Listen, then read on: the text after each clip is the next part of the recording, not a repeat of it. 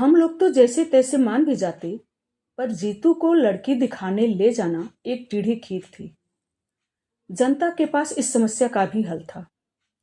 लोग किसी न किसी बहाने लड़कियों को लेकर घर आने लगे। बाजार में, मंदिर में या सिनेमा हॉल में योजनाबद्ध तरीकों से लड़कियों का प्रदर्शन होने लगा।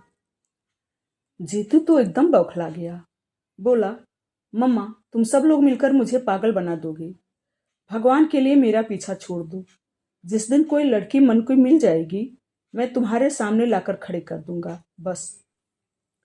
और लड़कियां क्या सड़कों पर पड़ी मिल जाती हैं, पर उससे उलझे कौन। गोमती भाभी के चाचा जी एक बहुत अच्छा प्रस्ताव लेकर आए थे। अच्छा खानदान था, खाते पीते लोग थे, लड़की सुंदर थी और डॉक्टर थी।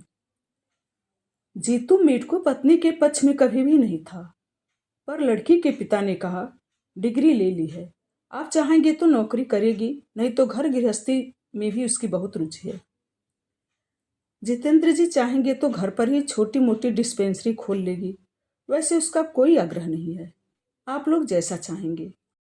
मैंने भी सोचा, ठीक तो है। कल को जीतू की प्रैक्टिस अच्छी चल निकली तो डॉक्टर पत्नी वरदान सिद्ध होगी। हुनर तो तिजोरी में रखे गए धन की तरह होता है, जब चाहा काम में ले लिया। उन दिनों वह यशवंत राय हॉस्पिटल में हाउस जॉब कर रही थी। तय हुआ कि उसे वहीं चलकर देखा जाए। जीतू से तो साफ साफ कहना व्यर्थ ही था। मैंने बहाना बनाया, छठी मंजिल पर अमुक चाची बीमार पड़ी हैं, उनका मोतियाबिंद का ऑपरेशन हुआ है, तू साथ चला चलेगा तो थोड़ी लिफ्ट की सुविधा मिल जाएगी। वह मना नहीं कर सकेगा, जानती थी।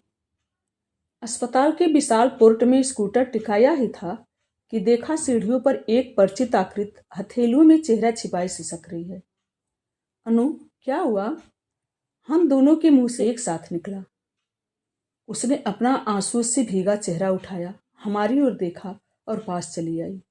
बोली, जीजा जी, माँ बहुत बीमार है। उस दिन स्टेशन पर जीजा जी कहते हुए उसकी जबान लड़खड़ा गई थी, पर आज उसे इसका होश नहीं रहा। उसकी माँ सचमुच बीमार थी। क्या हुआ माँ को? क्या हुआ माँ को? पता नहीं, परसों से यहाँ ले आए हैं, तब से उन्होंने एक बार भी आंख नहीं खोली। कौन से नंबर में हैं? चलो देखते हैं। यहीं इंटेंसिव में है, पर वहाँ किसी को भीतर जाने थोड़े ही दे रहे हैं। ताई जी, भाई साहब, मामा जी सब बाहर ही बेंचों पर बैठे हैं। मुझसे तो वहाँ बैठा नहीं जाता, रुलाई सी छुटने लगती है। जीजा जी, आप तो डॉक्टर हैं, आपको तो जाने देंगे ना? उसने अधीरता से पूछा। मामा जी आए हैं? जीतू ने पूछा।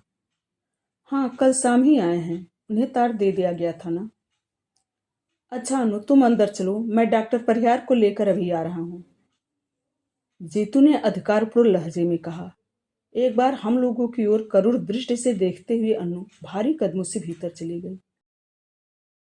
उसके जाते ही जीतू मेरे सामने तनकर खड़ा हो गया और पास से गुजरती बेतहाशा भीड़ को अनदेखा करके बोला, मम्मा, क्या तुम इस लड़की को बहू के रूप में स्वीकार कर सकोगी?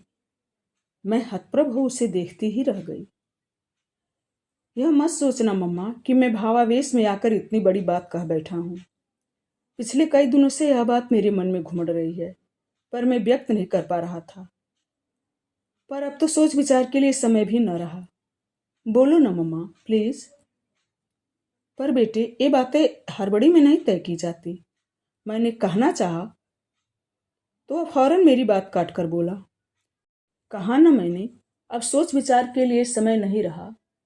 मुझे मालूम है, अपने इकलौते बेटे की शादी के लिए तुम्हारे मन में ढेर सारी अरमान है, पर मम्मा, भीतर जो दम तोड़ रही है वह भी एक माँ है। उसने भी अपनी इकलौती बेटी के लिए कई सपने सजोए होंगे। उन सपनों के लिए वह जिंदगी भर अपनों से, परिस्थितियों से लोहा लेती रही। अब तो शायद वह कुछ भी कहने सुनने से परे चली गई है, पर अगर एक क्षण को भी उनकी चेतना लौट आए तो मैं उन्हें आश्वस्त करना चाहता हूँ, मैं उन्हें यहाँ से खाली हाथ नहीं जाने दूंगा। पर मम्मा, इसके लिए मुझे तुम्हारी आज्ञा चाहिए, दोगी ना? उसकी बात पूरी न हो पाई थी कि अनु बदहवास से दौड़ती आई और बोली, जीजा जी जल्दी चलिए ना प्लीज, माँ को देखिए लोग क्या कह रहे हैं। पल भर को हम दोनों जैसे काट हो गए। मैंने ही किसी तरह अपने को समेटा और कहा, जीतू तुम अंदर जाकर देखो, अनु की चिंता मत करो, वह मेरे पास है, हमेशा रहेगी। और सुबकती हुई अनु को मैंने अपने अंक में भर लिया। तो आशा है परिणय कहानी आपको पसंद आई होगी। प्लीज़ मेरे वीडियो को लाइक करें, सब्सक्राइब करें। वीडियो पर बने रहने के लिए धन्यवाद।